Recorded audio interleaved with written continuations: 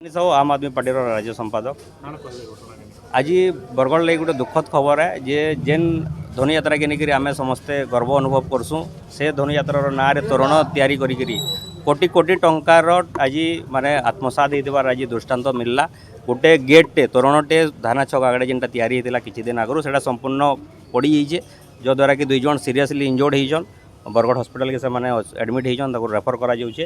आ इथरो जना पड़ुछे जे केन प्रकार रे निम्नमानर काम होइछे लो स्टैंडर्डर काम होइछे कोटी कोटी टंका गेट ना रे आत्मसात करा जाइए। इनु जेन गोटे पीडब्ल्यूडी डिपार्टमेंट अच्छे पीडब्ल्यूडी डिपार्टमेंटर भ्रष्ट अधिकारी माने आ भारतीय जनता पार्टी संरक्षण रे ई प्रकार कोटी कोटी टंकार दुर्नीति होइछे। आपण देखुथिबे 1.5 कोटी 2 कोटी टंका लेखार एटा देखैछन बिल के किंतु सब बहुत कम पैसा यहाँ खर्चा करी सब निम्नमानर काम होइछे।